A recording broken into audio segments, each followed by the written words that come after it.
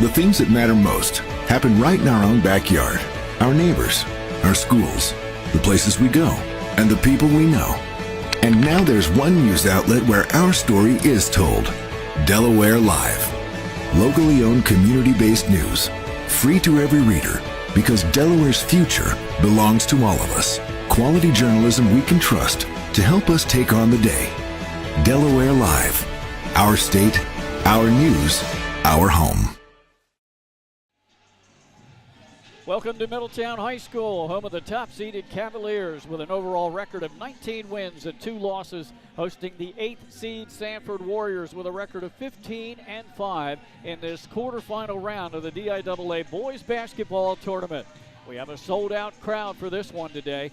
The Cavs advanced with a 58-41 win Thursday night over the 17th seed Mount Pleasant, while Sanford advanced to the second round with a 50-40 win against Caravel Academy, avenging a loss of 20 points just a couple of weeks ago. Great to have you joining us here on Delaware Live, powered by 302 Sports. Good afternoon. I'm Glenn Fraser alongside my buddy Pat Gariantes. We also have Mike Lang producing. We've got Nick Halliday on camera. We've got Mike Lang on camera. I think we have 80% of our crew here for this basketball game today, and it should be a good one here. As I mentioned, this is a rematch of a game played in the season opener back on December 10th when Middletown beat Sanford 77-70. The Cavaliers have won 9 straight since their only in-state loss to Salesianum, while the Warriors have won 10 of their last 11. Sanford avenging that 20-point loss to Caravel 2 weeks ago with a win Thursday. And they'd like nothing better than to turn the tables on the Cavs today too, Pat. To do so, they're going to have to dictate pace. Yeah, they're going to have to dictate pace for sure, Glenn. And before we dive into it, I've got to give you a little bit of love here too, man. Since 1979, you've been bringing Delaware High School sports to the state. Legend in your own right, my friend. And in my own mind, man. This is this is your 1,000th career broadcast. So congratulations on that, my friend. Thanks, man. All that does is tells you I'm old. I've been doing this for over 43 years, so that means I'm old. Well, it's been an honor to call these games the last few years with you. Congratulations on a heck of a run there and the milestone. But I appreciate it, Pat, and you guys have been fantastic. I did mostly basketball and football up until I joined you guys. Now I can add to my resume golf, indoor track, outdoor track, field hockey. I haven't done lacrosse or soccer yet, but I'm working on it. Softball and baseball got in there too. That's right, my friend. It's been fun, no doubt about it. But yeah, talking about this game at hand, this was one of the better games during the regular season, and it was all the way back, like you said, at the beginning of the season. And yeah, Sanford's going to want to try and slow the pace down. They're coming off a 50-40 victory over Caravel, so that was step 1 in their revenge tour. This could be step 2. Let's see if they can slow down the Cavs, who've been playing great basketball down the stretch. Well, we mentioned they're the 8th seed, the Warriors, because this year, first time in a long time, I believe, that we've gone chalk in the second round here in the quarters. 1 through 8 are all alive. So just for a moment, let's step aside from our match here today with Middletown and Sanford, Pat. Do you see any possible upsets here in the quarterfinals? Are we going to go chalk to the bob? Well, you could look here. This could be a game that obviously was a great game the first time around. There was a turning point late in that game. Gave Middletown a 7-0 run, and otherwise, that could have been a Sanford victory at the beginning of the year. I think you look at a slight, I guess you could technically call it an upset, Salesianum over Tower Hill. That would be one to keep an eye on in the 4-5 matchup. Sally's has been playing great basketball down the stretch. But the other 2 games downstate, I think they're a little more challenging for the lower seeds. Appo on Howard. Howard's been playing good ball. They could get going, and that home court advantage is serious. And Seaford has been playing fantastic, and we got to see that on Tuesday night, that home court advantage. That's going to be a very tough matchup for William Penn, but I think the top side of the bracket could be a fun one to watch, and if anyone's going to get it done, I think it would be Salesianum over Tower Hill. That's going to be a fantastic game there over at on the Hillers campus. Rematch of last year's state championship game, so Salesianum looking for a little revenge in that one. All right, let's get back to our matchup, Pat. The 8th seed Warriors under second-year head coach Ty Perry would rather dictate pace like they did Thursday in that win over Caravel. When we saw them play Caravel and lose by 20 a couple of weeks ago, Caravel pushed the pace and took Sanford out of their style of play. Sanford changed things up against Caravel a team kind of like Middletown that wants to push the pace, so they're going to have to slow things down. Going to have to slow things down for sure. One thing to keep note in that game that we did, the 20-point loss, it was really the first game of the year where this whole team's been healthy. Sanford has been battling injuries all season long. They're finally healthy. Looks like they've kind of righted the ship, started to gel a little bit as a team. And they've done it. A guy that's been there consistently through the last few years has been Dayon Polk. He's the team leader, according to Coach Perry. He's averaging 12 points, 5 assists, and 4 rebounds a game, not to mention 2 steals on the defensive end, which is rarely where he stands out. He's been tremendous for them down the stretch. Chris Stanford's another guy who's gotten it done on the offensive end, the senior. He's been great. Transfer in, Tommy Vaughn. He's a transfer from Appoquinimink. He's been huge for this team. He's their leading scorer. He's averaging 17 points per game. What happened in that Caravel game, I felt like, was they got behind early and they started trying to match Caravel's three-point shooting, which is not really their strong suit, and it kind of got away from them. Obviously, they changed some things in the second-round game. We weren't there to take it in, but clearly they did it. They dictated the pace on their home court, and we'll see if they can do the same here tonight. All right, let's talk about the top-ranked Middletown team, and I kind of compare them to the number 2 seed Seaford a little bit. They have multiple scoring threats, just like the Blue Jays. And their point guard, Amir Height, does a great job of distributing the ball to all those other guys that can put it in the hoop. He's one of the best, if not the top point guard in the state. I love his game. He's consistently in control. And you got 2 sets of first name, the Jadens, and you got the Amirs. Amir Height and Amir Cunningham, Jaden McGee, and Jaden Rogers. Those guys can really fill it up. 16 points for Amir Height in that first game, or in that. That's against Mount, that Mount Pleasant game. 14 points for Rogers. You had 9 points for McGee. Those guys can get it done. Then you look, Tareen Henson comes off the bench, can get it done. Clyde Frazier, who could probably be a starting point guard for this team on a lot of different teams this season, he can get it done as well. This team is really a deep one. It's going to be a team to keep an eye on here. Let's see if they can get this. They can get things rolling here. And Marcus Edmond, the transfer from St. George's, he's another guy that could really fill it up if need be. Yeah, he had 9 points in that win Thursday night over the Mount, and he hit a 3. Jaden Rogers, 3 long-range shots made Thursday night. And just like the game we did Thursday with Seaford and I remember forgot their opponent already this week. Dover, yeah, that's right. We talked about in the pregame that hitting outside shots early got Seaford on track and got the crowd right into it. And that could be the same case here for Middletown this afternoon. Could, yeah. You get this environment loaded here. Obviously, they got a younger team over here with the Sanford Warriors. Middletown's on a mission. You're right. They get out early, kind of the same way Caravel did in the regular season against Sanford. It could put the Warriors on their heels. Let's see if Middletown can do that. They got the depth to do it, and they share the basketball extremely well. That can put pressure on the Sanford defense. All right, we're going to step aside here. When we return, we'll have the starting lineups and the tip-off to this quarterfinal matchup here at Middletown High on Delaware Live, powered by 302 Sports. High Five Hospitality, founded in 2004 when 3 guys teamed up to introduce the Buffalo Wild Wings franchise to Delaware. To date, they operate 8 Buffalo Wild Wings in Delaware and Maryland. Also the Stone Balloon and Limestone Barbecue. And let's not forget Expectation and 5 Jersey Mikes throughout Delaware. High Five Hospitality's mission is to operate 5 brands that serve high-quality products with exceptional hospitality. Hi, I'm Scott Kammerer from Solo Concepts. Today we're at Matt's Fish Camp in Fenwick Island, Delaware. Come check us out. Matt's Fish Camp features seafood classics, coastal comfort food, and chef-driven specials that pair perfectly with our large selection of craft ales, curated wine list, and camp cocktails. Matt's offers indoor and outdoor dining and is the perfect place to have dinner with your family, happy hour with friends, or enjoy lunch at the Raw Bar. Matt's Fish Camp in Fenwick Island, Delaware, open 7 days a week year-round. See you soon. High Five Hospitality, founded in 2004 when 3 guys teamed up to introduce the Buffalo Wild Wings franchise to Delaware. To date, they operate 8 Buffalo Wild Wings in Delaware and Maryland. Also the Stone Balloon and Limestone Barbecue. And let's not forget Expectation and 5 Jersey Mikes throughout Delaware. High Five Hospitality's mission is to operate 5 brands that serve high-quality products with exceptional hospitality.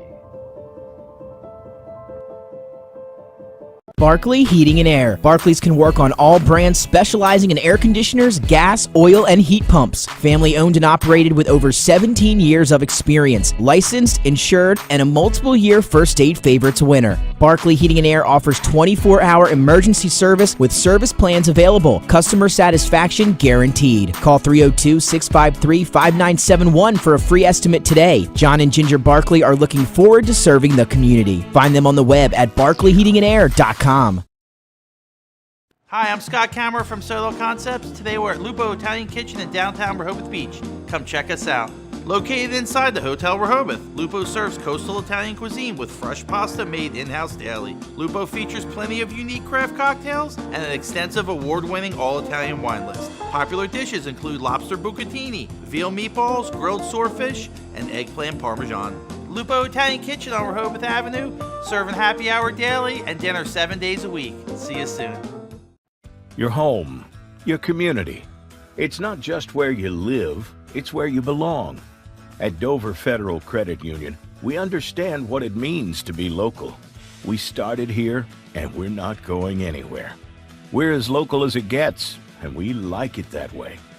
We're not just a financial institution, we are the local credit union that you can trust. Local people, local decisions. Dover Federal Credit Union. Hi, I'm Scott Kammerer from Solo Concepts. Today we're at Blue Coast Seafood Grill and Raw Bar in Rehoboth Beach, Delaware. Come check us out. Located in the Rehoboth Gateway, Blue Coast features indoor and outdoor dining and serves beautiful, simple food that highlights the flavors of Southern Delaware. With chef-inspired daily specials, an award-winning wine list, and an extensive list of craft cocktails and local beer, Blue Coast is the perfect spot for a night out. Blue Coast Seafood Grill in Rehoboth Beach, Delaware, open 7 days a week year-round for lunch and dinner. See you soon.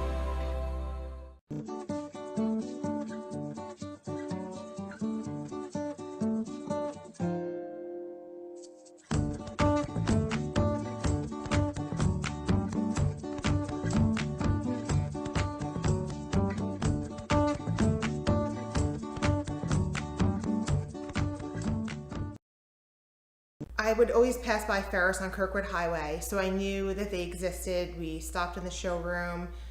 We just clicked, like from day one. They did a total kitchen renovation for us. Ferris was so organized. They were on top of everything from day one. Always here when they said they would be, always on time, kept to the schedule. The level of comfort speaking to everyone that works at Ferris, they were just super friendly, easy to talk to. It was like they were friends, not, people coming to work on our kitchen. The room is totally transformed from what it used to look like.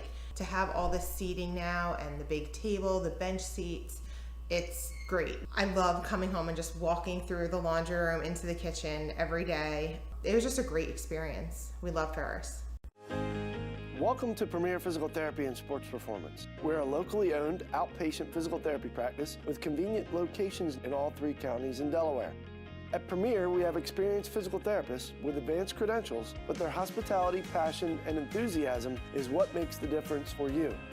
Find our convenient locations at premierptsp.com. You may have tried physical therapy, but have you tried Premier? Hi, I'm Scott Kammerer from Solo Concepts. Today we're at Fish On in the Villages of 5 Points. Come check us out. Fish On is committed to serving beautiful, simple coastal cuisine in a cool atmosphere with a happening bar, spacious dining room, and outside patio. Popular dishes include the seafood stew and fresh oysters from the Raw Bar. Fish On's recently renovated event room and is the perfect spot for your next event. Fish On in Lewis in the Villages of 5 Points, open 7 days a week, best happy hour around. See you soon.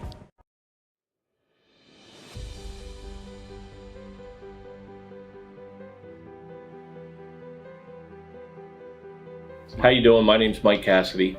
I'm the founder and president of Cassidy Painting.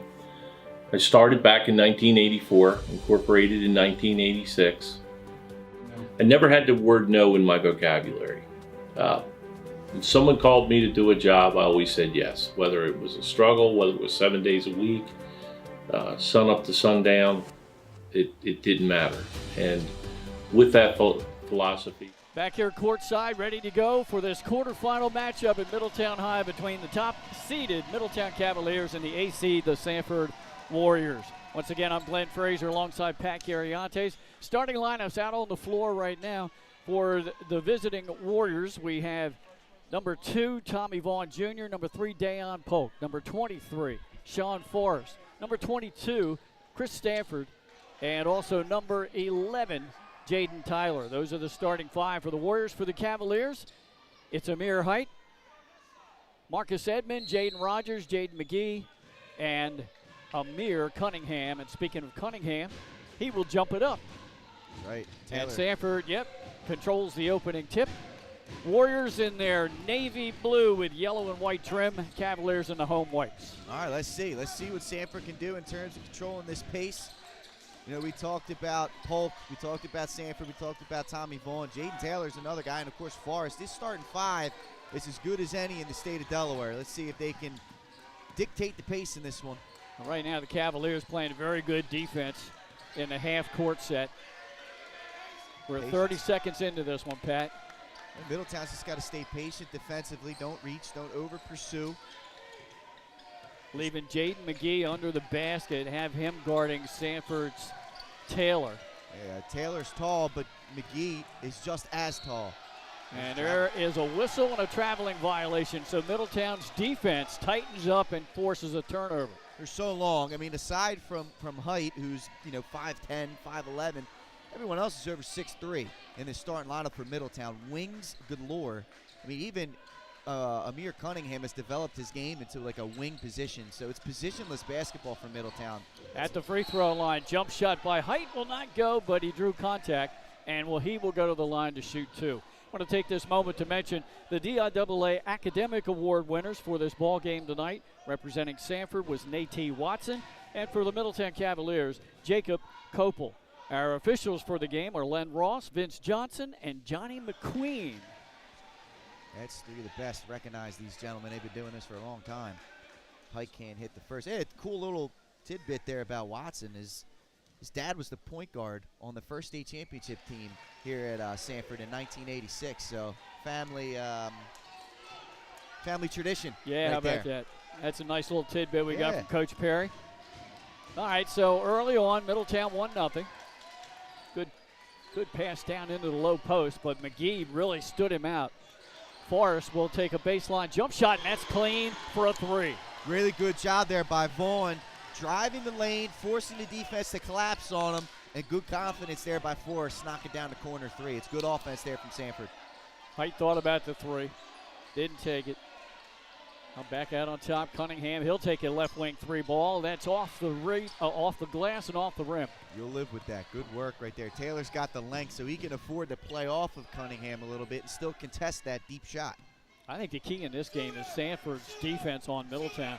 If they can force them to contested outside shots, they can stay in this game the whole time. Yes, they can. And they got to make sure that they don't turn the basketball over themselves. Live ball turnovers could kill them. There's a 5-second violation. Yep. That's 2 turnovers out of 3 trips down the floor for Sanford. And I do want to mention that that was really good form by Forrest on the baseline 3-point shot. Got his feet set early, posted up, and had a nice look. Good form. Absolutely. Again, aside from Sanford, I mean, you got 4 guys that could kind of play positionless for Sanford as well. Amir Height will take the right wing 3, and he swishes it. Both teams have made an early long-range shot. He's been the X factor for this Middletown team. He transferred in from Dover, and honestly, his ability to play point guard, keep control, hit down big-time shots has been huge for Middletown. He's been the glue kind of that's kept this really talented group together. Good dribble penetration, good ball distribution, and another 3 for Sanford. That one by Tommy Vaughn Jr. It's huge. He struggled against Caravel in that first matchup that we brought to you guys. But he's averaging 17 a game like we told you pregame, and he can really fill it up. Oh! Good hesitation, moved onto the bucket by Rogers, but the shot was rejected by Taylor. And Taylor can absolutely protect the rim. Middletown would be beneficial if they could pull him away. I mean, his length there, most of the time, that's an easy layup for Rogers. But I mean, his game right now, Taylor's, is above the rim. Yeah. So if you're going to drive around him, you're going to have to try and flush it. He timed that perfectly. 5 minutes to go opening quarter. 6-4 Sanford on top. Dribble penetration, drawing contact. Vaughn Jr. at the line. So quick. I mean, he's been doing this since his freshman year at Appoquinimink. We thought he was extremely impressive then, playing at the varsity level, and he's only grown. And now coming over to Sanford, leading this extremely talented group, he's filled right in and kind of given a good scoring guard punch to Dayon Polk's strong defensive guard. I mean, those two in the backcourt, you got offense and you got defense there. It makes them extremely dynamic as a team. Foul was on Jaden McGee, his first. Vaughn makes 1 out of 2 free throws, and the ball out of bounds off of Amir Height. It'll be Sanford ball. This is a good start here for Sanford. They hit a couple of deep threes to kind of loosen the defense up. And now they can try and, they get themselves, 6, 7 point lead. They can start that. There's almost a travel. It was just Forrest was moving his feet. They didn't call it. Yeah. But here they go. Sanford throws it back to see what they can do in the half court. They're being patient. There's a little mid-range jump shot, back of the rim, no good. Cavaliers there for the rebound, and the ball almost stolen by Vaughn Jr. Good job there. I don't mind that shot from Dayon. He had his feet set. I'll double dribble. That's good hands again. And I think that time, basically it was Dayon Polk getting a hand in there. He's been an elite defender in this state since he was a sophomore in high school. His foot quickness and his ability to stay in front of defenders and his quick hands, he is tough. He's not very tall, I mean, he's only, 6 foot, 6'1", maybe 6'2", but he is in your mitt the whole time. Stanford got good position down underneath. Now puts the little underhanded floater up, but it couldn't get it to go. Cavaliers do not have numbers, but Rogers takes it strong, uses his body, hesitates, and lays it in off the glass. Good job, like you said, using his body there by Rogers. Stanford was not set. He knew that he was a little bit off balance. He lowered his body into him, and Stanford couldn't stop himself, continued to fall down. So good work right there. Stanford draws a double team. Forrest takes a deep three-point shot and gets the second one. He's huge. 2 for 2. That's huge, Glenn. If they're going to be able to knock down the outside shot, that's going to allow them to really stay in this game. And we talked about it. Everything in the boys tournament went chalk in the second round. We've got seeds 1 through 8 here in the quarters. There is again Polk, again, the defense. He's right in the face of Rogers on that rip through. He somehow gets a deflection. And he was the last one to touch it, but great defense. Wide open three-point shot is good by McGee. Off the inbounds pass, nobody on him. Oh, yeah, they fell asleep. Sanford fell asleep for a split second there. McGee came across, shot that one with confidence, and buries the tray. 3:27 to go in the opening quarter. We've had a total of 5 3-point shots made so far between these two. Yeah, the defense tight in the lane, and both of these teams have multiple guys that can shoot from deep. Rogers with the kick out. There's a 3-point shot. That's made by Marcus Edmond. Great hit there by Edmond. Good job by Rogers. He's able to get into the lane. That's going to be the key for any of these guards. Can they get into the lane and force the defense to collapse? Great work by Edmond. Under 3 to go. Cavaliers on top 12-10, but these two have been battling back and forth here in this opening quarter. Actually, Sanford has had the lead the majority of this period. Weave around the top of the perimeter. Got to keep moving. Got to keep moving. Sanford kind of, and you can hear Coach Perry saying that over here on the sideline, getting a little stagnant offensively. Yeah, you got to move without the ball. Now there's a deep left corner three that missed everything. McGee with a rebound. But again, the Cavaliers can't run because Sanford's getting back. McGee, high off the glass, that won't go. Taylor with a rebound. Hey, good work there by Sanford getting back. But right there you saw the offense kind of getting stagnant a little bit, and Vaughn puts up a shot without the defense really moving. Missed it, and Middletown was in great rebounding position because of that. So Polk and Vaughn Jr. working it around the perimeter. Spin move baseline. Nothing there for Stanford. Stanford for Sanford. That's a tongue twister. And now is a whistle and another traveling violation. Coach Perry having a talk with one of the officials as we're right at the 2-minute mark of this first quarter. Good ball game. Substitutions coming in, but yeah, Sanford, he's doing a great job posting up down there. I'd like to see him be a little more aggressive offensively there. He did a couple of dribbles and then he turned back around and kind of bailed out of it. He had good positioning in a one-on-one with Cunningham. Use your size advantage over top of him, or length advantage, I should say. Put one up off the glass. For Sanford, Spencer comes in to give Taylor a break. McGee takes a contested 3-point shot, and that's good. Oh my, these two are lighting it up. McGee's got beautiful touch from deep for, again, a lengthy wing player. It's going to be a difference maker. Who's going to hit the outside shots? Well, good hesitation move and head fake underneath, but still Middletown contested the layup. McGee guarded out high by Tommy Vaughn Jr. Cunningham at midcourt dribbles to the key. Good pressure here by Sanford. Middletown unfazed right now. Coach Ali calling out the signal. Cunningham, strong move, dishes it out. We've got a whistle and an offensive foul on Amir Cunningham. That's great help defense by Polk. Again, we've talked about how great of a defender he is. He stepped right in for help, saw the aggressive take by Cunningham. Cunningham put his head down, and he was going. And Polk noticed that, stepped right in, and drew the charge. Wonderful job. Doing a little media table maintenance here for us. Love that, Glenn. So you learned all that important paperwork. Yeah. It took 43 years for me to figure that out, right? You learned all the tips and tricks. And we have a whistle on the floor. Under 58 to go in the opening quarter. Got a foul on the floor against Middletown. Yeah, it's good job there by Polk. Height couldn't get the feet going. It's going to be crucial for Sanford. If they're going to play this slow tempo pace, they're going to have to continue to move offensively and make Middletown waste energy trying to move and defend them. You can't stand still. Good game plan so far for Coach Perry and the Warriors. Now open in the left corner, 3 balls a little too strong. Jaden McGee with good positioning, ahead to Frazier. Frazier's shot no good, and they're going to call an offensive foul on him. Yet again, it's Dayon Polk. He's doing the little things. He always has, sacrificing the body there in transition. You're going to have to Euro step this young man in transition. You're not going to be able to plow through him. That was Edmond, not Frazier, out on the floor. Edmond drew the offensive foul. Interesting, I thought he was already in the air. It's always a 50-50 call, especially on a fast break like that. All right, down to 35 seconds. Cavaliers are up by 5. Sanford might hold for the final shot. Let's see. You see, Coach Perry's got something called over here. Well, there's a jump shot just beyond the foul line. Back of the rim, no good. Middletown's Height comes away with the ball. Pushes the pace to Cunningham. Out to McGee. A little strong on that one. Rebound was Forrest, and he was pushed. That'll be a foul on Middletown. Let's see. It's on Rogers coming over the top. Not sure. That'll be his first. Team's 5th. That's going to be big in the second quarter. So nobody in foul trouble for Middletown. 5 different players with a foul. But you're right. It could put Sanford in the bonus for much of the second quarter. Now they'll hold for the final shot. We're down to 6, 5.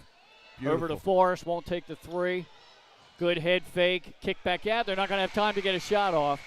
And we've come to the end of a hectic first quarter here at Middletown High. Pat, your assessment of the 15-10 Cavs lead. Well, the 3-point shots have been flowing here for both teams right now. Middletown, they've been able to knock them down at a higher clip, obviously, than the Warriors, but I like both teams' game plans defensively. That last possession there by Middletown was elite. Wonderful job. And let's see, this is going to be a back-and-forth battle for sure. Exciting first quarter here. All right, we're going to take a 30-second break. We'll be back after this on Delaware Live, powered by 302 Sports. Hi, I'm Scott Kammerer from Soto Concepts. Today we're at Blue Coast Seafood Grill and Raw Bar in Rehoboth Beach, Delaware. Come check us out. Located in the Rehoboth Gateway, Blue Coast features indoor and outdoor dining and serves beautiful, simple food that highlights the flavors of Southern Delaware. With chef-inspired daily specials, an award-winning wine list, and an extensive list of craft cocktails and local beer, Blue Coast is the perfect spot for a night out. Blue Coast Seafood Grill in Rehoboth Beach, Delaware, open 7 days a week year-round for lunch and dinner. See you soon. We're back here courtside. Glenn Frazier alongside Pat Gariantes. Jason Winchell is producing. I have to turn around and see who's doing the camera because I don't know whether it's Mike Lang or Nick Halliday, but Nick's running camera up there.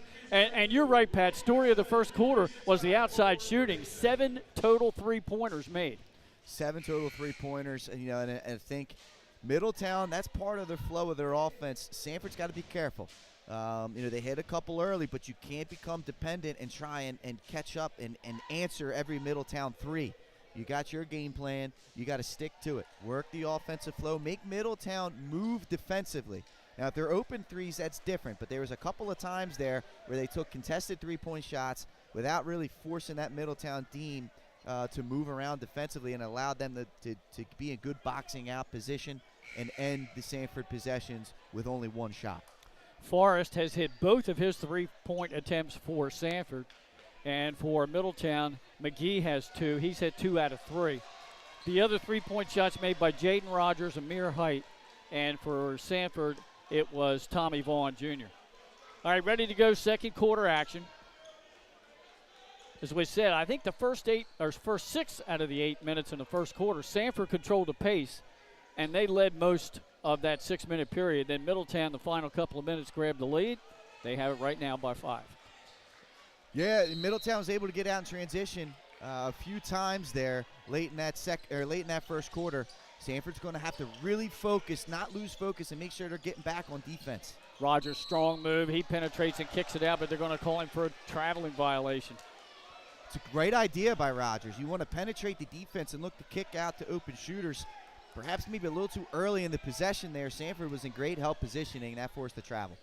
Now Middletown has Clyde the Glide out on the floor. There he Clyde is. Frazier, number 2, just got a pick, and now an errant pass intended for Vaughn Jr. from Polk, or the other way around. They're going to have to make Sanford, again, they want to come on the road and get a victory here. Limit those turnovers. Going to have to limit those turnovers. Just a miscommunication there on where if he was going to pop out or he's going to stay tight off of that screen. Had a couple of traveling violations, a 5-second call, and there's a good spin move without the ball by McGee, and then he couldn't finish, but he will go to the line. And that's two guys that have been playing together now for 3 years, the two Jadens, McGee and Rogers. A lot of times those kind of cuts there, the defender was in good positioning, and most guys won't take that risk of taking that pass, but you know, Rogers and McGee, they played with each other for a while. They knew it. Rogers put it right where he needed to, and McGee caught that off balance and was able to catch it and put it into a spin move and attack the rim in one fell motion. That's great athleticism there by McGee. We have 2 very good free throw shooting teams in this game today, but both of them with a few misses here early on. Middletown shot 68% against Mount Pleasant on Thursday night, 13 out of 19. Second one on the way. McGee makes 1 out of 2. The foul was on Forrest, his first, team second. Middletown here. Look at this. A little full court pressure here from Frazier. Sanford's kind of gotten cold. They really need a bucket right now. Yeah. Well, there's a right wing 3-point shot, nothing but net. Now, Pat shook his head no, and then that's one of those coaching moves. No, don't do that. Oh, okay. That's it. Spencer knocking it down from deep. Like I said, what I feel like a key for them would be is to make Middletown move, and then they first pass, boom, knock down an NBA range 3. Baseline, strong move, shot up by McGee, and he again will go to the line. Middletown with a 3-point lead and at the free throw line. This is where the positionless basketball comes into play for Middletown. All 5 guys can create their own shot off the dribble. Stanford is a true post player, so his foot speed is one of a post player. McGee is able to get right by him, and he was in bad defensive positioning there and was forced to foul. Now McGee missed the first free throw, so it doesn't hurt him too bad, but it's a heck of a job. They're gonna look for Stanford more than likely and look to attack him off the dribble, pull him away from the basket, and attack him off the dribble all night. McGee missed them both, so I just got done talking about 2 good free throw shooting teams, and I'll put the kibosh on them. How about that? Polk. Good no-look pass underneath, laying it high off the window. Number 21, Conway. Yeah, perfect job there by Conway. Just knowing where he's at, floating around the lane, and a heck of a find, like you said, Glenn, from Polk. 1-point ball game now. Heck of an answer from Sanford. Yep. Sanford on a 5-1 run. Getting a screen. Rogers' 3-point shot won't go, but he hustled and got the offensive rebound, and then he couldn't control the ball and stepped out of bounds. Look, you're going to go underneath the screen there on the 3-point shot. You're going to have to make sure you box out, and right there, they're lucky that Rogers wasn't able to chase that one down and create a second chance opportunity. Team fouls right now, Middletown 5, Sanford 3. We're a minute and a half into the second quarter and a 1-point ball game. And Sanford should look to attack the lane, continue to get Middletown in foul trouble, get themselves to the free throw line. It'll help slow the game down. Oh, good pass underneath. That was a good pass underneath from Spencer to Stanford as they had a switch, and Stanford much taller than Amir Height. Yeah, and you know, a little bit of hesitation there from Stanford. I like to see him go straight up, recognize the mismatch. He had help coming, so he had to make a quick decision. Height, he reached down, picked up the foul. The first player in the game to pick up 2 personal fouls. He's still out there. I would look to attack him. Yep. Polk dishes it down inside to Stanford, but his pass was stolen away, tipped by Rogers. Now here's Amir Cunningham. used the body, tried to get to the free throw line. Double team down in the corner and bouncing the ball off of a Cavalier out of bounds. Good move by Dayon Polk. Yeah, Hinson and Height were right there on the double team. Polk saving his coach a timeout. Now he'll take one. It's only 30. We're going to keep it right here, Pat. And, again, you talked about Sanford got off to the great start. They hit some outside shots, and then you thought they got into a little bit of a lull because they weren't moving without the ball. They were, and I think they need to get back to that for sure. A big-time three-point shot was hit there by Spencer, and that kind of opened things up. They've been very good defensively in this first half. That stayed consistent, and that's going to help them stay in this game. But, yeah, I'd like to see them continue to work, tire this Middletown team out defensively, make them move without the basketball, continue to drive, and get yourself to the free throw line. You're now in the bonus. Every foul from now on will result in free throws. Let's see if they can continue to do that off the dribble and get themselves to the foul line. And then, of course, Middletown's modus operandi is get strong dribble penetration from McGee or Cunningham or Rogers, and if they don't have the open shot, to kick it out to somebody who's wide open for a shot. But good defense by Sanford and Forrest to be able to deny a lot of that. Yeah, and that's Sanford has prided themselves on their defense all season long.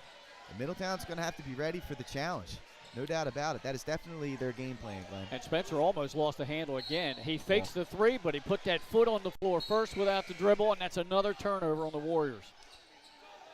Yeah, there's been a couple turnovers, but you know, I like the idea. They're going to have to execute. Can't be doing that too much against this team. The 2 starters going to be coming back in here. They're set to check in. Yeah, and they want to check in at our table instead of the scorer's table, but that's okay. Vaughn and Taylor. I think they'll see him. Hey, we'll love to check them in. Top of the circle, 3 is nothing but net for McGee, his 3rd of the game. Going to have to get him. I mean, you know, that's the mismatch right now. Yeah. Stanford, the inability really to stay in front of McGee because of his ability to dribble off the dribble. Now the other way, top of the circle, 3-point shot by Polk, no good. Cavaliers come out with the ball. Running the floor is Henson. Over to Height. And now a 3-point shot by Marcus Edmond. That's way off. But Rogers alertly runs down the offensive rebound and a second chance opportunity. Right place, right time there for Rogers. We're approaching the midway mark of the second quarter. Middletown with a 4-point lead. There's a contested shot just inside the arc, no good. Okay, good job right there. Good defense on Hinson and a little bit of a settle there for Middletown, honestly. Spencer cross court, again a mismatch. On top to Polk. Polk will take a left wing 3. That's short. Rogers right there for the rebound. Middletown doing a really good job boxing out on the defensive glass. Yeah, and that's because you're taking shots early in your possession without really passing the ball and moving it. You got to make the defense move, and then it'll open up some offensive rebound opportunities. Rogers thought about it. Crossover dribble just inside the arc. Takes a shot, grazes the net, and goes out of bounds to Sanford. Good defense. I mean, you're forcing deep contested jump shots. That's a heck of a job here by Sanford defensively.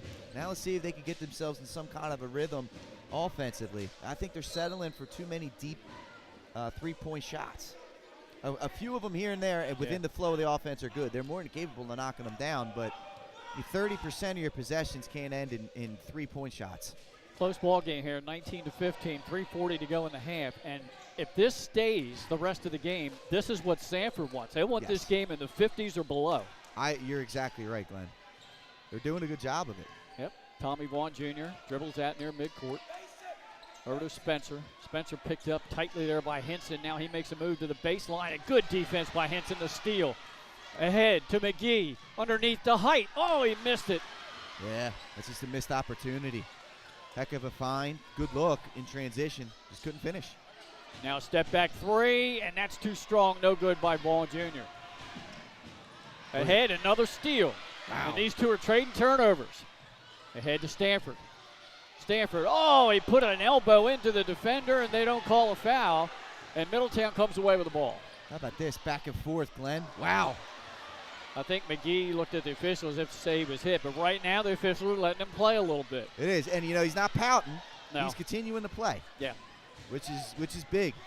That's what you got to do. Next possession mentality. Pat, I thought McGee came down the floor thinking about a slam, and then he got caught with indecisiveness as to what to do with the ball, and that's why he missed his shot.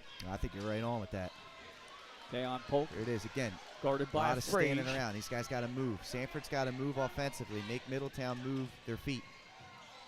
Contested shot off the side of the rim, no good. Hinson with a rebound. Looks for numbers. Sanford gets back. Now at the free throw line. Oh, he faked his man, and again, they can't finish. Again, there's a smart timeout. Yep, got a timeout by Coach Perry. Let's see if it's a 30 or a full. I don't know if he's got any 30s left. All right, I'll tell you what, we're going to step aside with 2:07 to go in the half. 19-15 in favor of Middletown here on Delaware Live, powered by 302 Sports. High Five Hospitality, founded in 2004 when three guys teamed up to introduce the Buffalo Wild Wings franchise to Delaware. To date, they operate 8 Buffalo Wild Wings in Delaware and Maryland. Also the Stone Balloon and Limestone Barbecue. And let's not forget Expectation and 5 Jersey Mikes throughout Delaware. High Five Hospitality's mission is to operate 5 brands that serve high-quality products with exceptional hospitality.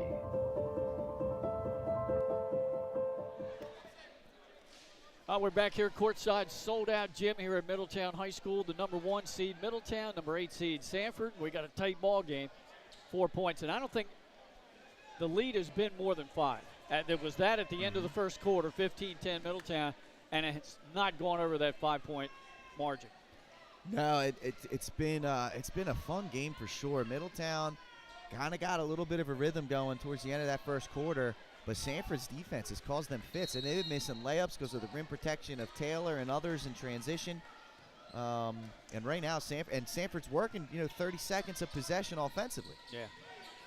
Tommy Vaughn Jr. with a rock. Middletown in a zone right now. They started out in man. Yeah, they're switching a lot, if not everything. Oh, there's good hands and a steal by Frazier. Oh, and he missed the shot. Rebound, Middletown, put back no good. Taylor Marcus again. Edmond. Taylor again with a block. That's his second or third block of the first half. Yeah, Middletown missing some opportunities around the rim, and it's unlike them, but credit Sanford's defense. Yeah, well, they got it. They're fearing. They're fearing that there's somebody there to contest every single shot, and they're altering their looks towards the rim. Polk with the basketball. Dribbles down inside the arc, down into the paint, kick out, left corner, shot, too strong, long rebound out to Frazier. Doesn't have the numbers, but he runs it anyhow and makes it high off the deck glass. First points of the game for him. Tough finish there by Clyde Frazier. I like the aggressiveness. He missed one earlier, but he did not let that get into his head. He makes the second one, probably the more difficult one. And now that's the largest lead of the ball game. Middletown up by 6, under a minute to go in the first half. You can hear the crowd. This is going to be the last shot. I've seen this set, this double stack set. Middletown could start to cheat this a little bit. You know the ball's going to come up towards the top of the key off of these screens. Polk with the ball. Looks over to the official. Doesn't want to get a 5 count. Yeah, and all the Middletown defenders are alerting the officials. Their basketball IQ is up there. They know this game. Under 30 seconds to go. Again, Sanford holding for the final shot if they can. And they're going to go right into a wrap set, it looks like. Look for some pick and roll type basketball. Look for the shooters in the corner. There was a screen right there. Stanford's going to take the 3. He cans it with 13 seconds on the clock. That's a tough shot. 10 seconds. Rogers brings it across midcourt, all the way into the paint. Up and under, he'll draw a foul and go to the line with just under 5 seconds to go in the half. Yeah, they just missed it. Good aggressiveness there. And, I like when Rogers went because he allowed, if he did miss, the chance for Middletown to get an offensive rebound and put back. So at the line, Jaden Rogers. He has 5 points in the game, his first trip to the free throw line. Too strong on the first. Wow. Middletown uncharacteristically cold from the free throw line in their own house. You're right, Glenn, and we'll see what happens after the break. But yeah, this first half has been a little bit of frustration for Middletown offensively. Wow. Yeah, they're too strong on their shot shots. off here. Polk beyond the top of the circle, side of the rim, no good. And we got a close one at halftime here, Pat. Just a one-possession game, 21-18. Yeah, Sanford dictating the pace, like you said, Glenn. And Middletown's missed opportunities there probably could have an 8 to 10 point lead if they executed at the rate we're used to seeing them execute at. They only carry a 3-point lead into the half. Coach Perry and his staff got to be happy. I mean, this is exactly what they want to do on the road against the top team in the state. 8-6 in favor of Sanford in that second quarter. Not much scoring, but again, that's where Sanford wants this ball game, in the 40s or 50s, knowing that they've got a good shot if they can keep Middletown from getting on a hot streak from outside and running the floor. Absolutely, Glenn. It's mission accomplished for Sanford. Now what they got to do is they got to clean up some of their offensive possessions. I think they were a little too reliant on a three-point shot in the first half. I think that they could even work more clock and slow this game down even further and get, like I said, get Middletown moving. It'll allow them to get either drives to the basket, open shots, or second chance opportunities. Right now, they're not allowing Middletown to get out of rebounding position, and that's why a lot of their possessions are one shot and done. All right, Pat, we're going to step aside. We're going to pay some bills. We've got some really, really fine sponsors that we want you to see, and we're going to hear from them and watch them right after this break. We're at the half, 21-18. Middletown leads Sanford here on Delaware Live, powered by 302 Sports. Hi, I'm Scott Kammerer from Solo Concepts. Today we're at Matt's Fish Camp in Fenwick Island, Delaware. Come check us out. Matt's Fish Camp features seafood classics, coastal comfort food, and chef-driven specials that pair perfectly with our large selection of craft ales, curated wine list, and camp cocktails. Matt's offers indoor and outdoor dining and is the perfect place to have dinner with your family, happy hour with friends, or enjoy lunch at the Raw Bar. Matt's Fish Camp in Fenwick Island, Delaware, open 7 days a week year-round. See us. High Five Hospitality, founded in 2004 when three guys teamed up to introduce the Buffalo Wild Wings franchise to Delaware. To date, they operate 8 Buffalo Wild Wings in Delaware and Maryland. Also the Stone Balloon and Limestone Barbecue. And let's not forget Eggspectation and 5 Jersey Mikes throughout Delaware. High Five Hospitality's mission is to operate 5 brands that serve high-quality products with exceptional hospitality. Barkley Heating and Air. Barclays can work on all brands specializing in air conditioners, gas, oil, and heat pumps. Family owned and operated with over 17 years of experience. Licensed, insured, and a multiple-year First Aid Favorites winner. Barkley Heating and Air offers 24-hour emergency service with service plans available. Customer satisfaction guaranteed. Call 302-653-5971 for a free estimate today. John and Ginger Barkley are looking forward to serving the community. Find them on the web at barkleyheatingandair.com. Hi, I'm Scott Kammerer from Solo Concepts. Today we're at Lupo Italian Kitchen in downtown Rehoboth Beach. Come check us out. Located inside the Hotel Rehoboth, Lupo serves coastal Italian cuisine with fresh pasta made in-house daily. Lupo features plenty of unique craft cocktails and an extensive award-winning all-Italian wine list. Popular dishes include lobster bucatini, veal meatballs, grilled swordfish, and eggplant parmesan. Lupo Italian Kitchen on Rehoboth Avenue, serving happy hour daily and dinner 7 days a week. See you soon. Your home, your community. It's not just where you live, it's where you belong. At Dover Federal Credit Union, we understand what it means to be local. We started here, and we're not going anywhere. We're as local as it gets, and we like it that way. We're not just a financial institution, we are the local credit union that you can trust. Local people, local decisions. Dover Federal Credit Union. Hi, I'm Scott Kammerer from Solo Concepts. Today we're at Blue Coast Seafood Grill and Raw Bar in Rehoboth Beach, Delaware. Come check us out. Located in the Rehoboth Gateway, Blue Coast features indoor and outdoor dining and serves beautiful, simple food that highlights the flavors of Southern Delaware. With chef-inspired daily specials, an award-winning wine list, and an extensive list of craft cocktails and local beer, Blue Coast is the perfect spot for a night out. Blue Coast Seafood Grill in Rehoboth Beach, Delaware, open 7 days a week year-round for lunch and dinner. See you soon.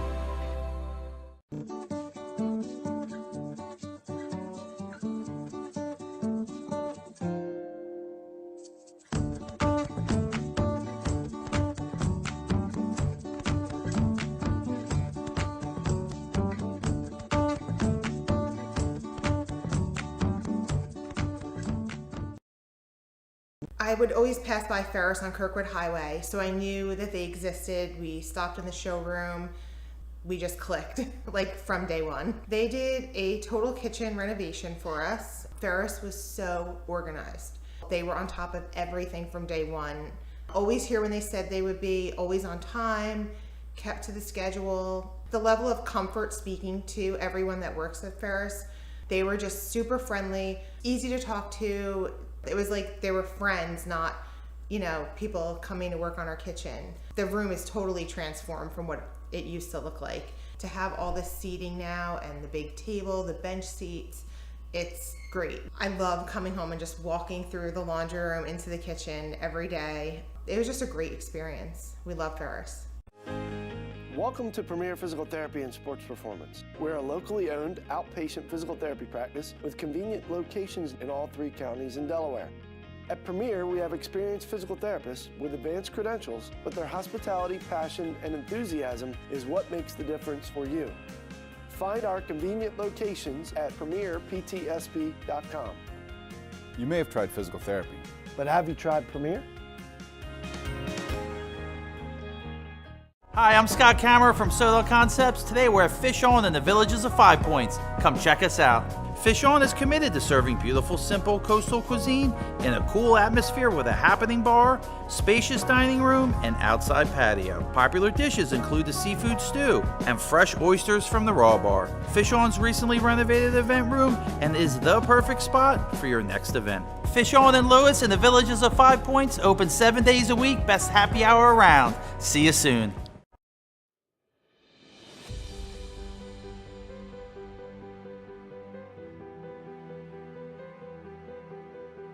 How you doing? My name's Mike Cassidy. I'm the founder and president of Cassidy Painting. I started back in 1984, incorporated in 1986. I never had the word no in my vocabulary. When someone called me to do a job, I always said yes, whether it was a struggle, whether it was 7 days a week, sun up to sundown, it didn't matter. And with that philosophy, we were able to grow to the size we are.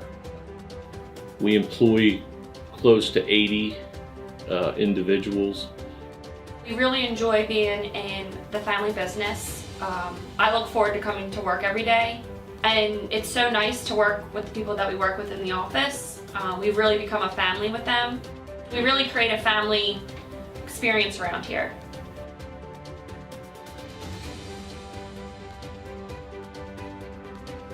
And Cassidy Painting is a very diversified company.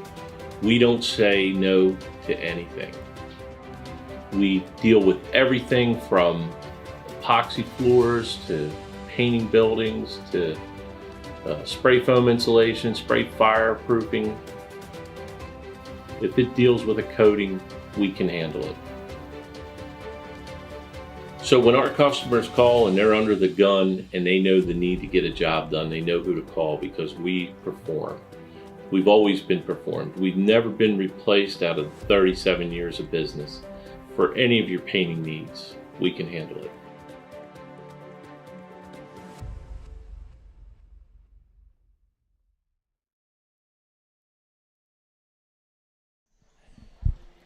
We're back here at Middletown High School. I'm Glenn Fraser alongside Pat Gariantes. Jason Winchell producing, Nick Halliday on camera, Mike Lang running around here taking photos as well.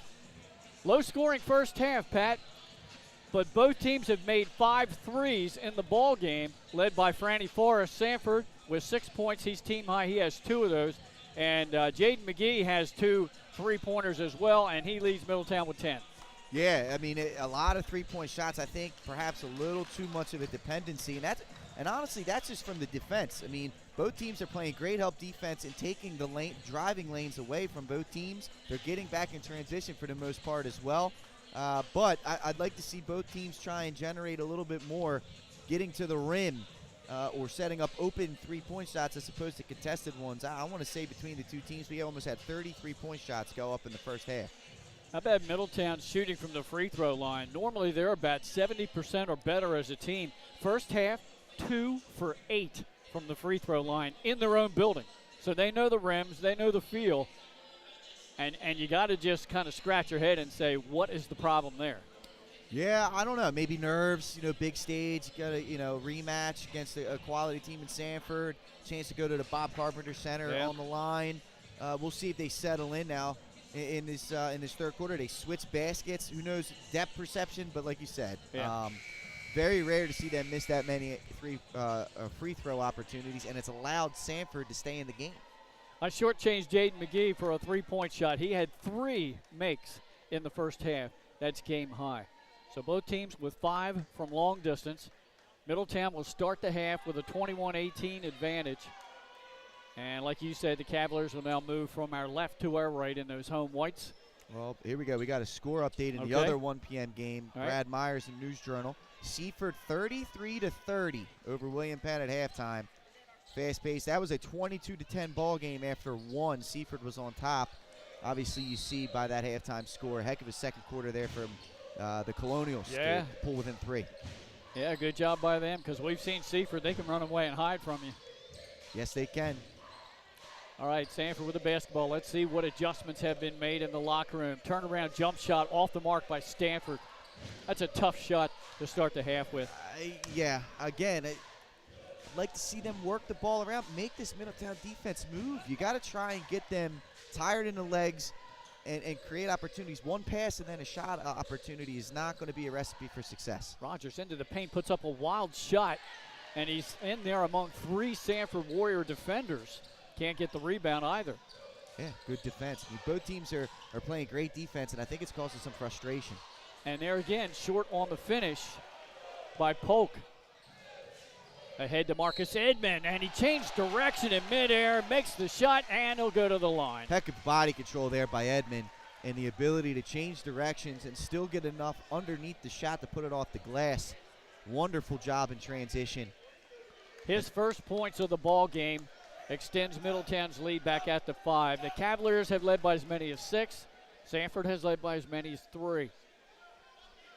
And, you know, those transition baskets, if Middletown is able to hit those at a higher clip, that can kind of buffer out the need to be as efficient on the half-court sets as they can be. You know, it hasn't been that efficient in the half-court, but those transition baskets can make up for it. So Middletown starts out with the old-fashioned three-point play to regain a 6-point advantage. Polk with a good move with the basketball, but he can't shake height. We're seeing 2 of the better point guards in the state right now battling. There's not a lot of movement going on. Pull-up jump shot that misses. Rogers comes away with a loose ball rebound. And again, because of that, Middletown's in great rebounding position. Height with a quick 3, no good. But hustling to the spot is McGee. Good work there by McGee, just staying in that umbrella that we like to say on those three-point shots. You don't want to get right up underneath the rim. Then he takes a tougher one and makes that right in front of his coach. Huge. 4th three-point make of the day for Jaden McGee. Give him 13 for the game. Yeah, he's been great. And, you know, that's the thing with this Middletown team. Any one of these 5 guys, and honestly, they could go even 6 or 7 deep with Hinson coming off the bench, can get going and carry a team. That gives Middletown their largest lead at 9 points. Good move by Polk in the lane. A little runner with a right hand. That gets the roll. You saw the quick passes, the ability to put Middletown moving their feet, and it opens up a driving lane for a layup. That's what you need to see more of if you're a fan of the Warriors. Now another three-point shot. That one's off the mark by McGee. Like this right here by Vaughn. Your little Euro step, but he can't get enough extension with the left hand to make the shot. Yeah, you got to make that. He did a great job getting there. Couldn't finish. Height, good pass to Marcus Edmond. He lays it in and good, and the Cavaliers are up by 11. Great job in transition. Height, so good. Good find. And again, the body control and finish by Edmond. Fantastic right there. Sanford's got to be careful right now here in this third quarter, Pat. Don't want to let things get out of hand. Look, they're trying to go one-on-one. Keep the ball moving. You got to keep this ball moving. Dangerous cross-court pass by Stanford, but Polk got it. And now we've got a push foul on Middletown. First foul called here in the second half, and it comes just under 5 minutes to go in the third. It's going to go on Amir Height. It's his third. First person in foul trouble. Decision time for Coach Ali, right? You can see decision to be made. Looks like Frazier's going to come in. And this is the benefit of the depth here from Middletown. I mean, Frazier is a starting point guard in terms of talent level and quality, and he's been the starting point guard here in years past. So for him to come off the bench, there is very little, if any, drop-off in terms of setting his team up and getting them in good offensive sets. Taylor also took a breather for Sanford, so Spencer comes in for him. Forrest with the ball up top. Tommy Vaughn Jr. He'll take a deep three-point shot. Back of the rim, straight up in the air. Forrest tried to get the rebound. Good box out. Couldn't quite handle it. That was a tough angle to get that board. Yeah, it was a good box out. It could have probably been called over the back, but good box out by Rogers. Middletown's done a great job on the boards today, Glenn. Very little second chance opportunities. Yes. Yep, and that's been throughout the ball game. 4:40 to go in this third quarter. 9-point lead for Middletown on the ball. Cunningham on the baseline, trying to get Sanford in a bad spot. He got him in the air, put up one shot. Second one, he's fouled, and he'll go to the line. Good work there by Amir. Good job of using how about the core strength to keep his balance there, not lift up his pivot foot to travel. Stay patient. Got a shot blocked, but he stayed with it. Now he's at the line for two. Cunningham has not scored in the ball game. And the foul was the third on Forrest. He makes the first free throw. So now 2 players in the game have 3 personal fouls. Amir Height, who is now on the bench for Middletown,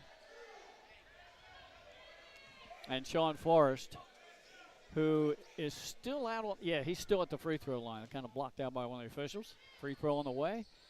And making them both is Cunningham. All right, well, that's big, right, Glenn? That's kind of what allowed Sanford to stay in the game in the first half, was the inability for Middletown to knock down free throws. Here you go. Second half, they put in 2. Middletown Sanford needs a bucket bad. Oh, yeah. Middletown is on a 10-2 run. We're closing in on the midway point of the third quarter. You use the screen. There you go. There's a foul call.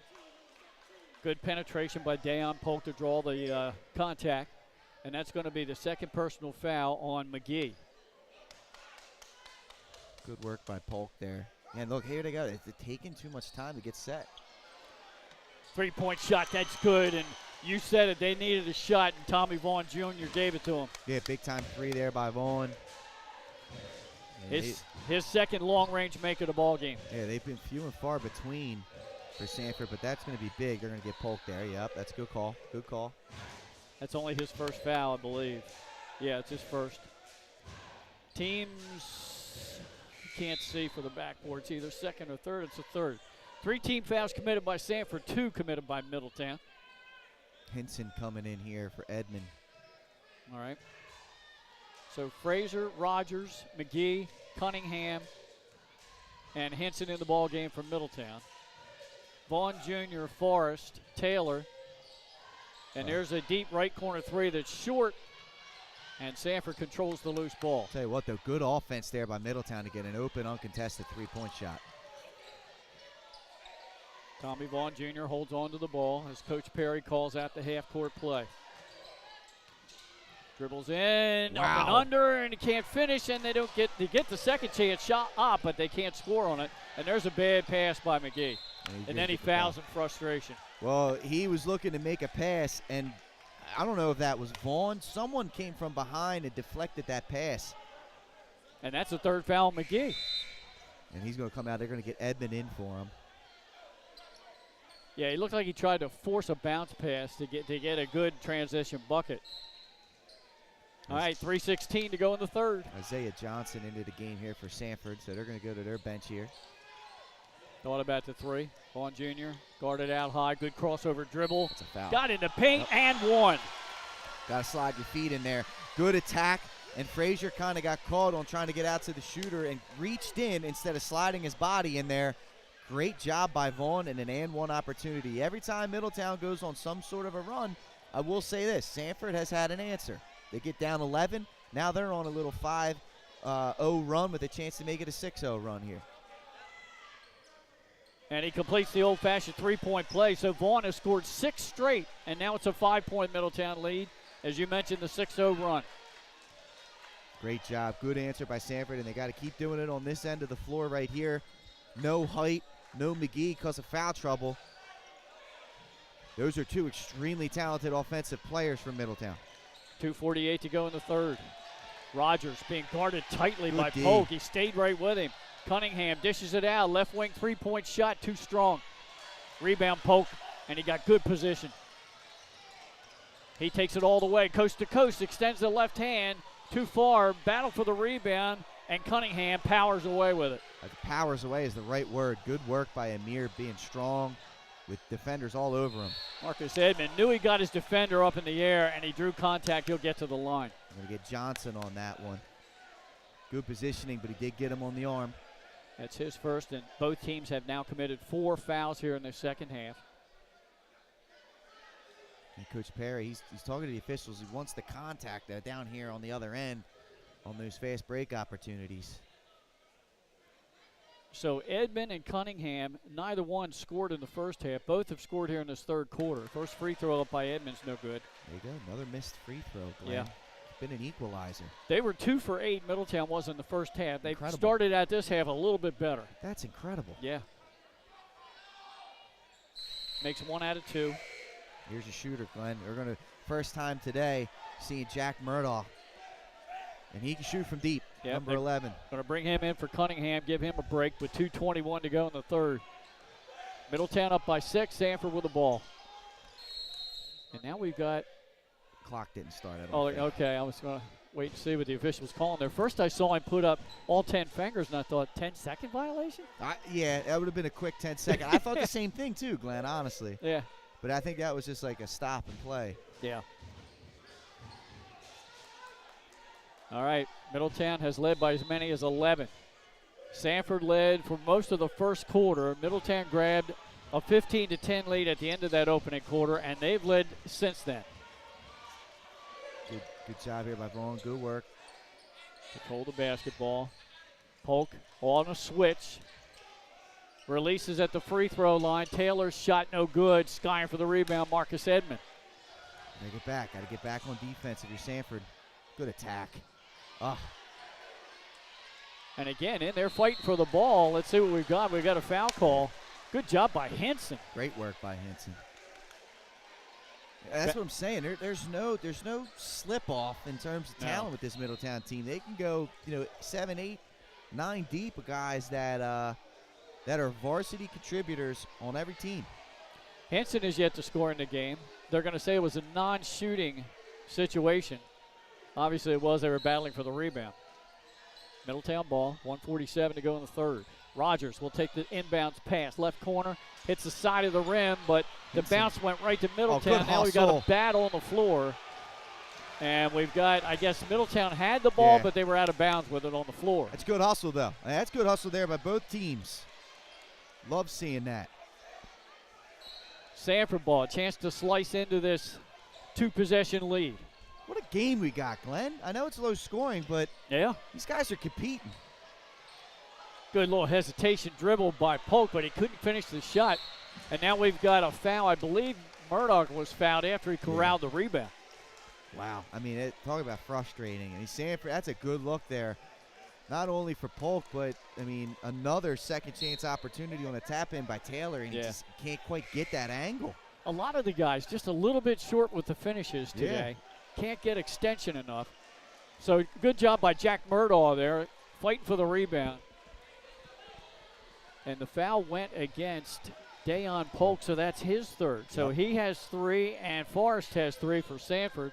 For Middletown, Height and McGee both have 3 personal fouls, and they're both on the bench. Right, so now the depth is going to be tested. Yeah. And Middletown usually, they've got the advantage there in terms of the depth. Rogers. Look at this. Dribbles around the half-court zone. This is what makes Middletown so great. Not only can they go out and run and get up floor in transition, but they can also slow the game down and be efficient in their half court. This is a little zone look by Sanford. Oh, there's a forced turnover, an unforced turnover. Vaughn goes all the way down, hits the deck hard. He's fouled. He'll go to the line. This young man, again, and we saw it when he was playing over at Appoquinimink. It's been 3 years of this from Tommy Vaughn. This young man plays hard for 32 minutes a game. And if he's not in for all 32, 26, whatever the amount of time that he's playing, he is on go from the beginning of the game until the end. Yep. Fouls on Frazier, his second. First free throw's no good. Both teams struggling from the line in this game. Yeah, and it's a surprise because, both of these teams have, pretty good shooters. Second one's missed. He missed them both. He leads the team with 10 points but can't convert at the line. Under 47 to go in the third quarter. Cavs have been stuck at 31 or 32 points now for about 5 minutes, and Sanford's cut the lead in half, but they've been able to get it a little bit closer and haven't been able to convert. No. Well, let's see. Middletown just runs the rest of this third quarter clock. I think they tried to do it on the last possession and had a bad pass. You got to be careful. Cunningham dribbled in. He kicked it out. Three-point shot is good. Deep in the right corner by Rogers. Huge no, hit. that's Edmond. Yep, huge hit right there by Edmond. He's wide open, able to knock it down. That was a much-needed basket for the Cavs. His first three of the game, and he scored all of his points here in the third quarter. And now we've got a whistle, and I think a foul on Henson. That would be the 6th team foul. First foul on Henson. And I think both teams have committed 6 fouls, so we'll be in the bonus the rest of the ball game. 11 seconds left in the third, and then the 8 minutes to go in regulation.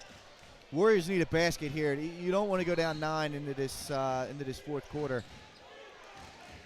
Yeah, they did a good job to fight their way back from an 11-point deficit. 5, 4, 3, 2. Vaughn forces up the left hand, and it hits the side of the rim, and that will take us to the end of 3 quarters of play. Middletown led by 3 at the half. They've extended that out to 9 points because of the good start they had in the third quarter. Yeah, they've hit some outside shots. Sanford, just had the 1 3-point shot. It's been the difference, but, both of these teams are competing at a high level. I've been extremely excited with what I've seen. Middletown, with foul trouble there in the third quarter, really locked in on the defensive end of the floor, holding the Warriors to only, they didn't score the last, 4 minutes or so after they went on the 6-0 run. All right, let's take a short break. We'll be right back to start the fourth quarter after this. Your home, your community. It's not just where you live, it's where you belong. At Dover Federal Credit Union, we understand what it means to be local. We started here, and we're not going anywhere. We're as local as it gets, and we like it that way. We're not just a financial institution. We are the local credit union that you can trust. Local people, local decisions. Dover Federal Credit Union. I'm Glenn Frazier, and he is Pat Gariantes, and we're ready for the final 8 minutes of this boys' quarterfinal game here from Middletown High. The number 1 seed Cavaliers, the 8th seed Sanford Warriors. They played the first game of the season way back in early December when Middletown came away with a 77-70 win. We're not going to see a score like that today, as the Cavaliers have a 35-26 lead going into the final quarter. Yeah, and this is going to come down to execution, Glenn. Who's going to execute down the stretch? The Cavs have played with the lead for pretty much all year. You know what you're going to see from them. They're going to work the ball here and try and shorten this game up. Sanford, can they execute? They've struggled all day with their efficiency. They've had opportunities to really claw into this game. They've just missed those shots. Will they start to make them here in the fourth quarter? I can't wait to see. Vaughn Jr. led Sanford with 6 points in that third quarter. Marcus Edmond led Middletown with 9 points, and those are his total from the entire ball game. All 9 in that third quarter. Height back on the floor, McGee back on the floor with 3 personal fouls. So Middletown's depth gave them time to sit on the bench and not commit a 4th personal foul in the third quarter. Yeah, now here they go. They're going to be patient offensively. While we got a little bit of a lull here, just to update you, William Penn actually leads Seaford 44-43 halfway through the third quarter. Good tight game there as expected. Jaden Rogers takes a deep 3 off the side of the rim. McGee with a rebound. Reverse layup hit the side of the rim, and the ball's ripped away by Polk. And then they're going to get McGee with his 4th foul after he couldn't get the rebound. That is tough for Jaden McGee, but you're exactly right. That's going to be his 4th personal, and it's a 1-on-1 for Polk. Right. 17th foul. McGee will again go right back down and take a seat after playing just barely 30 seconds here in the fourth quarter. It's big, and obviously hindsight's 30, or is it 30-30 or 20-20? 20-20. That's okay. I'm Lord. open. I'm Holy open smokes, to suggest. Glenn. But McGee right there on that offensive rebound probably would have been better to pull that one out instead of trying to force that tough reverse layup. Polk makes the front end.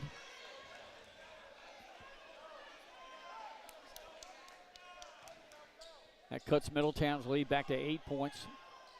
I think free throws might be clutch here for both teams as they've come at a premium, and Polk makes them both. He's been in these scenarios before. He's the senior that's been on these teams that have made Final Four runs and other playoff runs. Cunningham with a strong move, just threw the ball straight up, though. No spin on it. A little bit surprising there from Middletown. Again, you want to value the basketball with the lead.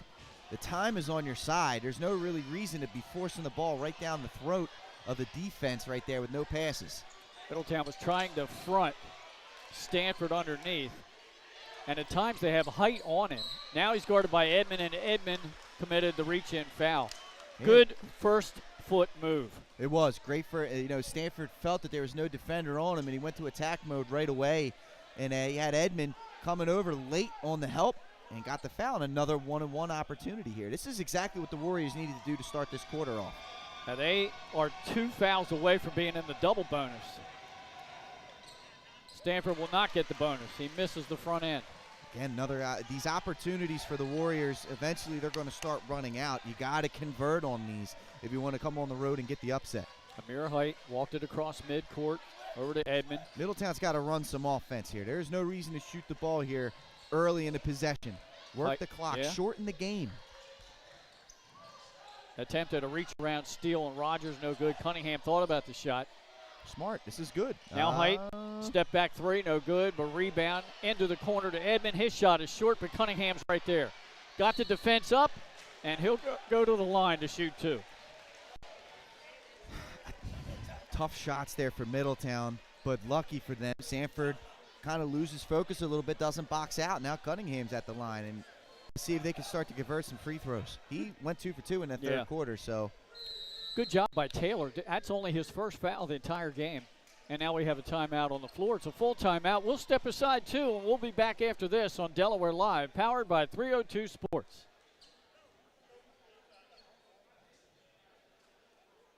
High Five Hospitality, founded in 2004 when 3 guys teamed up to introduce the Buffalo Wild Wings franchise to Delaware. To date, they operate 8 Buffalo Wild Wings in Delaware and Maryland. Also the Stone Balloon and Limestone Barbecue. And let's not forget Eggspectation and 5 Jersey Mikes throughout Delaware. High Five Hospitality's mission is to operate 5 brands that serve high-quality products with exceptional hospitality. High Five Hospitality, founded in 2000. All right, we're back here, Pat, with about 6 minutes to go in this game. Middletown has proven that they can play a half-court set and eat up some clock when they need to. Sanford, on the other hand, they've got to finish. They've had opportunities, and it's been kind of frustrating, I know, for Coach Parrott. Yeah, whether it be from the three-point line, whether it be around the rim, or whether it be on the free throw line, they just haven't been able to get within 5. They've gotten down to 5, points, 6-point leads multiple times, and haven't been able to convert big-time opportunities. And it's been a frustrating day for Middletown shooting the basketball as well. However, they got a 7-point lead. There's 6.5 minutes to go. They're in control of the game here. They just have to try and get efficient and play smart basketball down the stretch, shorten the game up. Cunningham is at the line. These two teams combined for 7 total three-point shots made in the first quarter. In the second half, both teams have made 1. Yeah, that says it all right there, Glenn. It's been a frustrating day for both teams. Cunningham makes them both. Good free throw shooter. He's 4 for 4 at the line. The rest of the team is. And that's all of his points. Yeah, the rest of the team's what, 3 for 10? Yes, not very good. Yeah. All right, Middletown back on top by 9. 6:10 to go in the ball game. Polk guarded out high, now Forrest on the right wing. Picked up by Rogers. Look for help inside. Taylor trying to set a screen. Good left hand by Polk to throw it up there, try to get his teammate to get an offensive rebound. They had 2 opportunities, 3 opportunities, and then finally coming down with the ball, Cunningham, and he almost stepped on a Sanford player. I think Stanford was on the deck. So Cunningham did a good job not to step on him, maybe twist an ankle. Yeah, it's going to stay here with Sanford. But there's 3 opportunities at the rim, and Sanford just isn't able to convert, isn't able to put it up and in. Both teams have struggled, I think, around the rim the entire ball game. They have, and there's been strong contests by both teams, and obviously they're equal in terms of length. Yeah. Well, I know this is not the pace of game that Middletown would normally enjoy, because it looks like they're going to be 40s or 50s tops in total points. They like to be up in the 70s or better. Yeah, but they're proving they can. I was going to win. say, and that's what you want to be a state champion. You got to be able to adjust the way you play and still win. The great teams can do that. A lot of teams they like playing their style of basketball. It's when your style isn't able to be done, are you still able to win? Plus the fact, can they save it? Nope. Vaughn couldn't save it, the baseball pass, so it'll be Middletown ball. Good point that you just brought up about a slow-down style, because should Middletown win this game, they're going to get another team that plays a half-court set in either Tower Hill or Salesianum. That's correct. And you're going to have to play. It's going to be hard to speed both of those teams up, much like it's been hard to speed up Sanford. So it's big for Middletown. McGee's back on the floor for the Cavaliers with 4 fouls. Height had the ball stripped away, but they're going to call a reach-in foul. Tough one there. It's going to be on Polk. That's his 4th. And the team's 7th. Good aggressiveness there by Height. I like it. That's what you got to do. Don't settle for the 3-point shots. You're up by 9 points. If you can get a drive to the basket, you take it. Otherwise, work some clock. Shorten the game up. Amir hasn't scored in a while. He gets the front end. That'll give him the bonus. He's now 2 for 3 from the line. And that's his first point, Pat, since the first quarter.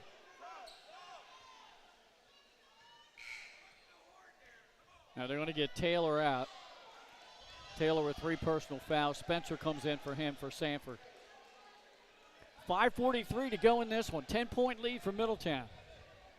11 points is their largest lead of the game, and Height ties that. This is good. Good work here by Middletown. They're going to win this game on the defensive end of the floor. If they can continue to cause havoc here for Sanford. Play good defense without fouling. There's a switch there. Polk tried to dish it off to Stanford, but he took 2 steps, I think. Well, they're going to call a foul before the walk. Wow. Looked like 2 steps before he put the ball on the floor, but I guess the foul occurred before the traveling violation. Our officials in the game are Lynn Ross, Vince Johnson, and Johnny McQueen. At the free throw line is Stanford. He missed the front end of the bonus last time, and he'll miss the first one here. It's tough. It's been a tough free throw shooting day for both teams. Stanford has 3 points, and with his size, you'd think, okay, he's going to score in the paint. No, his points are a long-range shot beyond the arc. Missed them both. Wow. He's 0 for 3 from the line. It's tough. Tough here. Tough day from the foul line. The charity stripe for both programs, with the exception of Amir Cunningham. Amir Height with the ball. Oh, and he got a little too fancy for his own good. Breakaway. Oh, nice. Tommy Vaughn Jr. with a left hand. It's good. Heck of a step through there by Vaughn. He hit the brakes and let McGee go right by him. Yeah, he did. And he's done most of his damage in the second half. Height with a good dribble display. And now 3-point shot by Henson is good. Huge hit there from Tyreen. First points of the game for him.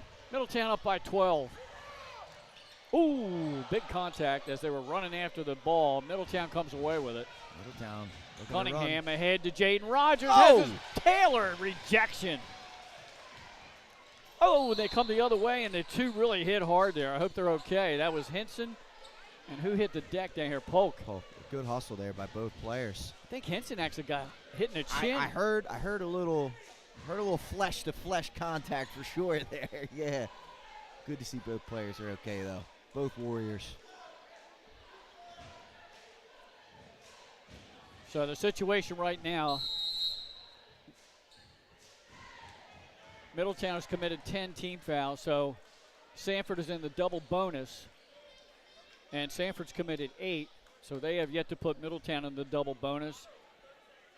It's a 30-second timeout, so we're going to keep it right here. You got an update, Pat? End of 3 down there at Seaford, and the Blue Jays have retaken the lead over William Penn, 55-52, in a barn burner down there in Seaford. That gym's got to be going crazy right now. I was just about to say that. We were down there, and we saw that experience on Thursday night. Yeah, it's got to be rocking in the Ben Sermon gym. The Ben Sermon gym is probably electric right now. It's one of those where Seaford got out to an early lead, and how about that? Third quarter, William Penn fought all the way back, took a 1-point lead about midway through the third quarter. Obviously, Seaford closed out strong. And that's going to be a fun fourth quarter to keep an eye on as we finish up here. Yep. We're the 2 early games in the quarterfinals. The winners go to the Bob Carpenter Center in the semis. And then the 4 o'clock games today. Stay tuned to Delaware Live Sports. Check us out on YouTube because the fellas upstate, I think Pat's going to do the game up at Wilmington, and he'll have Howard and Appo, the 3-6 matchup. And the other quarterfinal today will have Salesianum at Tower Hill, the 5-4 game. First free throw up and good by Polk. And when you're down, you're trying to come back. Still plenty of time. Got to make those shots at the line. Got to make them. One thing to keep an eye on, Sanford is down to their final timeout in the game. It's a full timeout. Middletown's got all 5 of theirs. So if things get hectic, they got many chances to call timeout and try and recompose this game. Right. Little backcourt pressure put on by the Warriors. Middletown breaks it. Rogers cross court to Height. This is where the basketball IQ, the senior leadership of this Middletown team is going to come into play. Yeah. I think there's 10 seniors on the roster. They have a 10-point advantage over the Warriors. McGee with a mid-range jump shot. Comes up short side of the rim. Taylor with a rebound. It's good offense, though, and that's a good look. Just couldn't hit it. After Sanford, you can't have empty possessions. Top of the circle. 3 ball. That's good by Polk. And that cuts it to 7. That's a big one. Big hit right there. 7-point game. Again, Sanford's gotten this game down to 5 many a times. They haven't been able to get it past that, though. Let's see what they can do. Pass underneath, deflected out of bounds. Yeah, Stanford almost came up with a steal. And if you're Middletown, it would benefit you, again, to work your half-court set here. Take 30 to 40 seconds off the clock. Well, protect the ball. There's McGee. Or that. And a little floater on the side of the free throw lane. Heck of a find by Height. Ahead to Stanford. Strong move with the right hand. That's good. That was tough. Great job right there by Sanford. Stanford's first bucket other than a 3-point shot. Taylor got to get his hands up, use his length. 7-point Middletown advantage. Amir Cunningham. Oh, he almost. Yeah, almost. Yep, slid that pivot foot. Pull it back out. Yep. And run your offense if you're Middletown. Rogers now gets a double team. Over to Height. Down in the corner. Cunningham, baseline move. Strong move. Kick to McGee. Finds his teammate, Henson. Oh, nice back look. to Cunningham. Down at his feet. It's a tough pass to Corral. Middletown gets bailed out with a foul. I was going to say, Cunningham kind of went up and was really off balance there. And Taylor, sophomore, young guy, he's got to recognize that he already contested the shot, and he wants to go run those little scoop. You let him. Don't put your arm down and bail him out with a foul. You'll learn that as your high school career goes on. He's a young player, only a sophomore. Both teams are in the double bonus now with 3 minutes to go in the game. Cunningham is 4 for 4 from the free throw line. That's where he is right now. Yeah, this is the guy you want at the line if you're Middletown. He seems to be the only player for the Cavaliers that's been able to find the range. Looks like possession arrow is in favor of the Cavaliers. Looking down at the scorer's table. So just to set that up for you, Cunningham's first free throw is good. He's been money from the line. It's been big and will continue to be big down the stretch here. Yeah, how about these seniors on Middletown's roster? Height, Henson, Edmond, Rogers, Cunningham, McGee, Porter, Copel, and Ahmad. Under 6 minutes to go in Seaford. It's tied up at 57, Glenn. Wow. Second free throw's no good.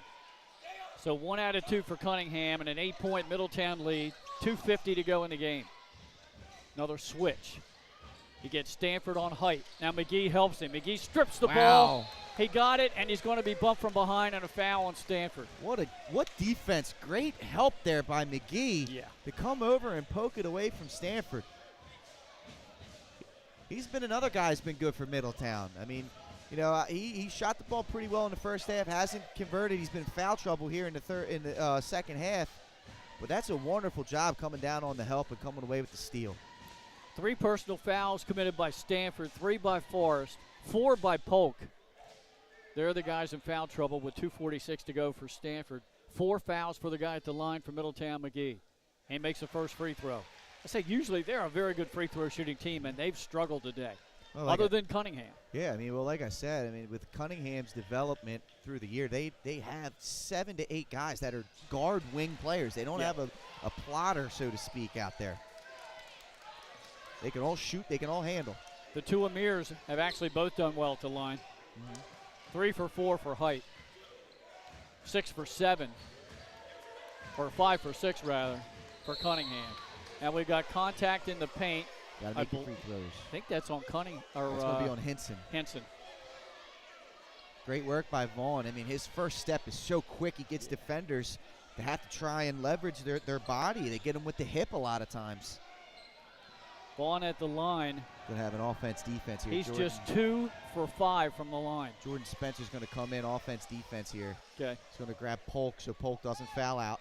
Yeah, good move by Coach Perry. That free throw just converted by Vaughn. Cuts the Middletown lead to 9, and he cuts it to 8. Big hit there by Vaughn. Hits him when he needs him, right? He was 2 for 5 before that, but he steps up and knocks them both down right there. Backcourt press. Middletown got to watch the 10-second clock. Yes, they do. Henson gets across on the far side of the court. Nice double team. Back out to Cunningham, and they foul him with 2:18 to go. And if you're going to foul anybody, I don't think you want to foul that guy, do you? Now, he did miss his last shot, so we'll see if that peeps into his head. Got to be mentally strong here. Just because you missed the last one, you just got to think about the 6 he made before that. Exactly. Amir Cunningham, I'm sorry, he's 5 for 6 from the line. 5 he made. Yeah, and that's all in the second half. Makes the first. It's big. All of his points come at the free throw line in this ball game today. And there's your switch again, offense for defense. Polk back in, Taylor out. Yeah, I like it. I mean, everybody on the court now for Sanford can score. Taylor's more of a lob catcher and offensive rebound putback specialist right now. So Cunningham now 7 of 8 from the free throw line. He's been money here in the second half. 10-point Middletown lead, 2:10 to go. 3-point shot, rims out. McGee with the rebound. And now you're in danger. You're in that point of the game where you probably got to foul Middletown. Oh, they're going to. And there's the foul right there. And like you said, I mean, I know they had their struggles in the first half, but every single player that's in the rotation for Middletown is a more than capable foul shooter. And that's going to be hard for Sanford to try and overcome. They're going to have to really get crazy from the field, crazy hot down the stretch here if they want to overcome this. Rogers, by my calculation, he missed that? He had 5. He missed the first one. He had 5 points in the first quarter, has not scored since. And he's missed 3 straight at the line. Well, and the crazy thing is with this Middletown team, because they're so deep scoring, they can afford to have 1 or 2 guys have an off game because someone else is stepping up or has the ability to step up. 11-point Middletown lead, under 2 minutes to go. Polk with a good first step, shot up and in, and they're going to call a charging foul. Yep. And Henson's there. Now, if you're at home and you want to debate this, you would say, well, he was under the basket, right? That's the only thing you could really say. But he was set and in position. Polk did his best to try to avoid him. Just couldn't do it. Heck of a career for Dayon Polk. If this is the last time we get to see him. I have him with 9 points in the ballgame. He's been a heck of a player and a contributor for the Sanford program for 3 or 4 years now.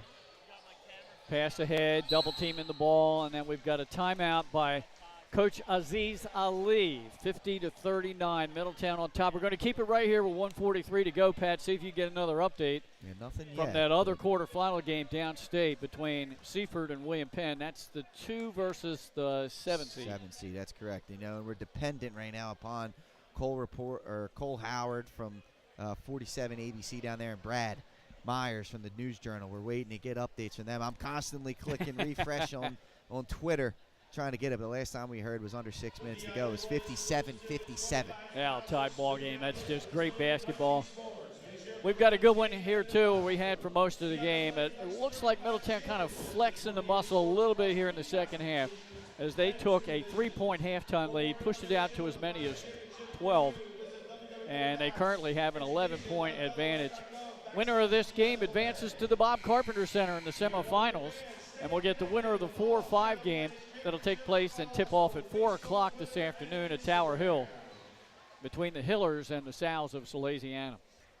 The other quarterfinal today, hey, Pat Garriates and the crew here at 302 will have that one for you up in Wilmington as the 3-seeded Howard Wildcats take on the 6-seed Appo Jags. Yeah, it should be a good one. We're looking forward to that one. I'll have Joe Singles with me on the call Howard, every year it seems like we talk about them in this quarterfinal round at the very least. And once again, very talented team. That's going to be a good matchup.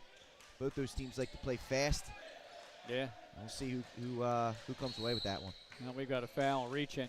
I'll tell you what, Howard got a scare from Indian River in the second round. I heard they led by as many as 19 points before the Indians came roaring back and only lost by 5. Yeah, 64-59 was the final in that one. Like you said, it's been great. And how about this? We got an update from Brad Myers. 3.5 minutes to go. William Penn 65, Seaford 61. Wow. McGee just missed the first free throw attempt. What? That would be the first upset of the tournament. Yep. And it would put all the Henlopen Conference teams out. Making 1 of 2 there was McGee. 12-point Cavalier lead. Tommy Vaughn Jr. has his shot smacked away by Rogers, but then getting it back with Spencer, and he'll go to the line. Great work there by Spencer. And now 65-61, 3:31 to go. But great job there by Spencer, not giving up on the play, getting the rebound, going up strong. I'm not sure who they posted that foul on. We're still showing McGee up there with his 4th. That's been a little while ago. First free throw on the way by Spencer's no good.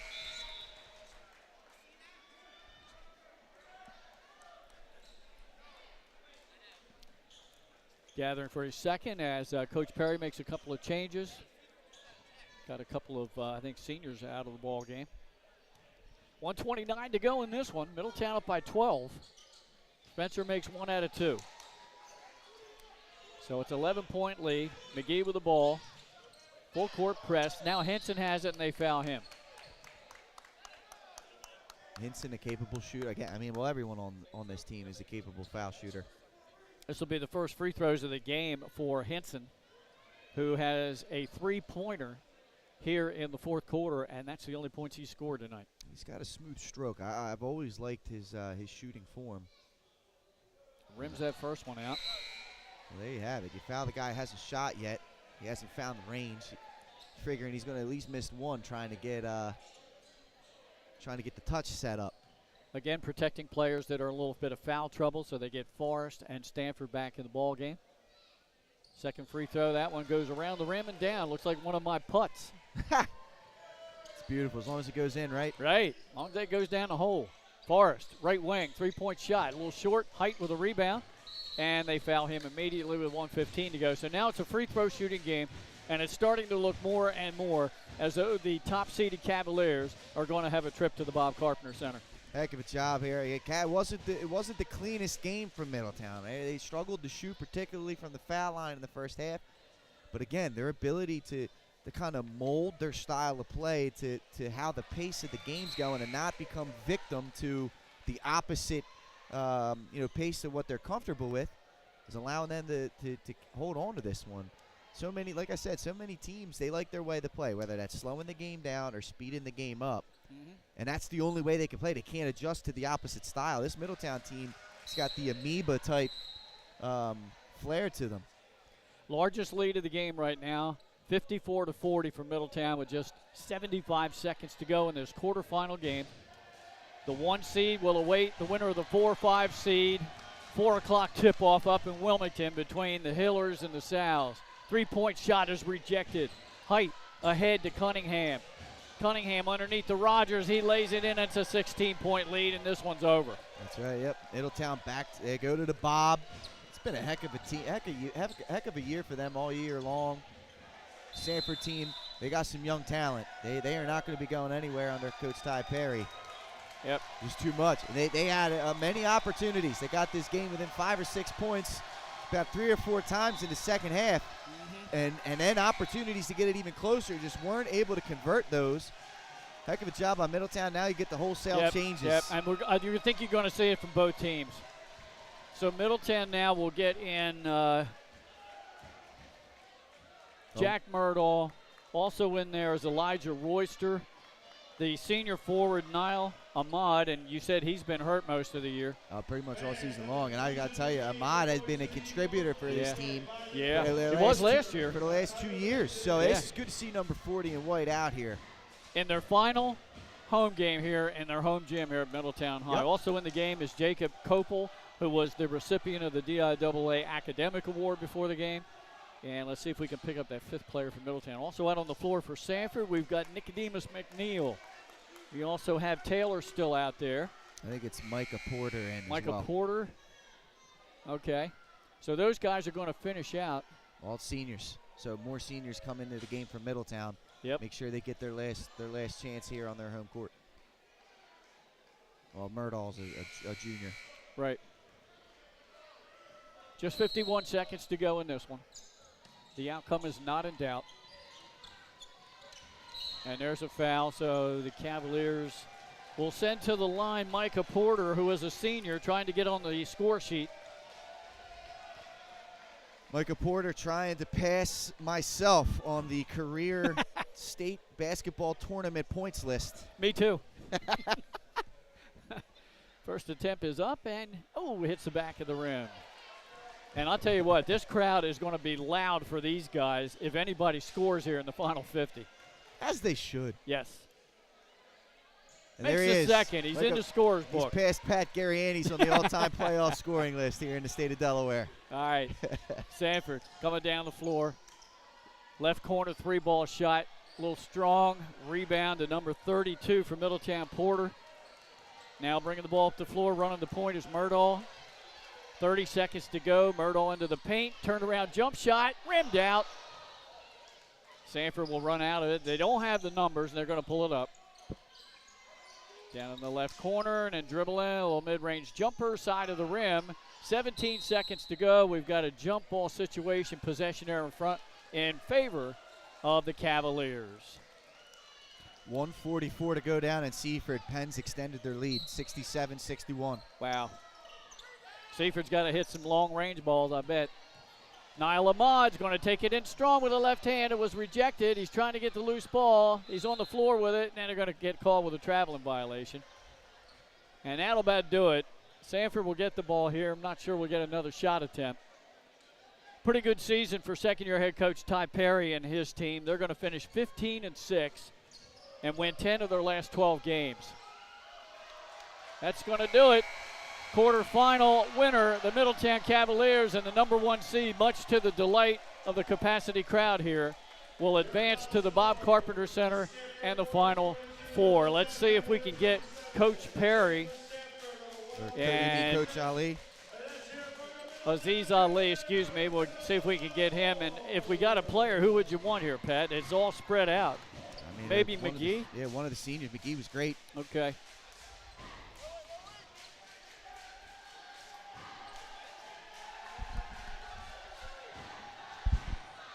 All right, let's see if we've got a second. The players are celebrating with the students over on the other side.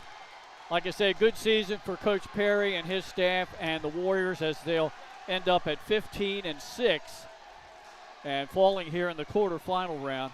So the seniors playing their final game for the Warriors are Sean Forrest, Chris Stanford, Nate T. Watson, Isaiah Johnson, and Dayon Polk. And a lot of seniors from Middletown playing their final game on the home court, and they go out in style, and now they'll go up to the Bob Carpenter Center and the Final Four. And right now we've got standing in front of us the victorious head coach of the Cavaliers, Aziz Ali. Tight ball game in the first half. You had a 3-point lead. Did you change anything up in the locker room because you came out and pretty much dictated pace in the second half? Well, I thought in the first half we had a couple lacks on our ball screen coverages, and we gave up some wide open threes. And then we're up 6 there at the end, and they're kind of stalling a little bit. We got an opportunity to get a stop, and then we get another wide open 3 in rhythm. So our job when we came out, we wanted to tighten up our ball screen coverage, make sure when we switch up and have pressure on the basketball. We just want to just continue to play together. I think the mic might have gone out a little bit on you. There you go. Can you hear me? Yeah, we okay, got you good. loud. So I thought in the first half, our ball screen coverage, we were dropping. We missed a couple assignments. In the second half, we just wanted to switch up and make sure we had a presence on the basketball. Absolutely, and you know, Coach, you guys' ability to play multiple styles, whether you get up and run in transition or slow the ball down in half court, your team's ability to kind of adjust to that's what champions are made of. Talk a little bit about the ability of your team to switch styles depending upon the opponent. We knew coming in that they wanted to kind of control the pace, and we said we want to play at our pace. And then we just talk about no matter what, if we defend and rebound, then we get the game in our control. And I told them we couldn't fall asleep. They did a good job of kind of running their first action, didn't get anything, pull it back, running their second. Our main job was just continue to stay locked in defensively and be great in our gap. You got so much depth on your ball club, and it showed through again here. Jaden McGee got in foul trouble. Mearhite got in foul trouble. You bring in guys off the bench, you don't miss a beat, and you protect them from getting number 4. Good job by you. Thank you. It's just a testament to our guys, man. I mean, all year long, they just brought into being together. And just being together in these moments it carries us. It's no one pouting or no one worried about, I want to get the shot. It's just all one goal, and that's the win. I don't know whether Pat already asked you or not, but the style you played against here in this game, you're probably going to see up at the Bob in the semifinal. Yeah, I mean, it's different styles, slow it down, but we just got to make sure that we're defending, we're rebounding, and I feel like everything else will take care of itself. All right, Coach, Bob Carpenter Center obviously is the goal for any athlete playing basketball in the state of Delaware. Talk a little bit about, the opportunity that is in front of your players. What's the message to them going and playing on a Division I college court on the big stage? The message is just, we're not done yet. The message is still, it's the same game. We've been in front of these crowds. We've played in front of these crowds all year. Our message is just to continue to do what we've been done all year. That's defending, that's rebounding, that's playing together. And then the most important part we talk about is just having fun and enjoying each other. Absolutely. All right, Coach. Congratulations on the win. Thank you, guys. Hey, you guys, Mike, 1,000 bar crafts. Congratulations. Thank Thanks, you guys brother. for coming again. Appreciate it. Appreciate it, Coach. All right, head coach Aziz Lee. We're now going to get Jaden McGee come over here and talk to us. Jaden, a senior on the team, according to what I have, 18 points in the ball game, and he made 4 3-pointers. Here he comes. And here he comes. Right now, getting congratulations from, I guess, is that your fan base there, man? I got a lot of fans, man. All my love them all. All right, here we got the buttons right here, so try not to hold on to that. It's that cord. It's a tough one. We tried to coach, but he's uncoachable. Love it. Hey, Jaden, tremendous performance here tonight. You guys, obviously very senior-laden group, raucous crowd, a team that played you tough earlier in the season. What were the objectives coming into this game and how you were able to pull away? Since June, we knew we had to play together, play as a team, and all the games that we played in the season, summer, fall, all that just adds up to this moment right here where we try to get to the Bob, get to the state championship, and we knew we had to do, and we came through and played together. The style of play that Sanford plays, they want to keep the score down low. You guys were able to hang and play that style of basketball. You got your long-range shots early, and it seemed like they limited you guys on good looks after that, but you still made 4 from downtown. Yeah, I don't know. They try to play a big bully ball game, but once you get out there in that aisle, three's going up. That's the way to be. That's the mindset you got to have. Guys, maybe early is a little bit of frustration, struggle from the foul line as a team. Some shots weren't falling for you. Talk a little bit about your guys' mentality of when things may not be going 100% to plan. What's the mentality to kind of adjust from that and continue to play ball? Just keep going. Be a dog. Mm-hmm. That's what it is. Everybody on our team's a dog. Going from the last person on the bench to the first person starting. We all dogs. We all can go. All right. Congratulations. Good job. We'll see you at the big house. That's it, man. That's it, right. man. That's it. All right. Great job. Pat, your final comments on this one. And you got a final score to give us from downstate. Well, we're going to find out if I got a final score. Upset number 2. There we go. Let's get a final here. But, my final thoughts here is just a tremendous job by Middletown adjusting, fighting through some adversity, struggling really to hit from the foul line and just, to shoot the ball from the outside and pull away. They were able to do that and, down the stretch. And we talked about this team being the deepest and the most talented team within the state. And, they did it. And the senior leadership really stepped up. These guys are having a tremendous year. And it's been fun to follow them. All right, that'll wrap this one up. I know Pat and the guys got to hustle up to Wilmington so they can do the 4 o'clock game at Howard. So there you go. Hey, Glenn, we have a final. 71-61, Penn pulling the upset over top of Seaford there. That's our first real upset in this entire tournament, really. That is the truth. All right, so William Penn and Middletown move on, advance to the semifinals at the Bob Carpenter Center. We got the 2 4 o'clock quarterfinals coming up. Join us on YouTube on Delaware Live Sports. We're going to have Howard and Appo. Pat will have that call with our upstate crew. And then the other 4 o'clock game will be the Hillers and the Salesian Adams Sows. Our thanks to Colleen Kelly, the athletic director here at Middletown High. Both coaches, Aziz Ali and Ty Perry, and their staffs. For Pat Gariantes, Jason Winchell, Nick Halliday, Mike Lang, this is Glenn Fraser. Honored to call 1,000 broadcasts today here at my alma mater at Middletown High. And thanks for viewing our live stream right here on Delaware Live, powered by 302 Sports. Once again, the final in this quarterfinal was Middletown 57, Sanford 42. Have a great weekend.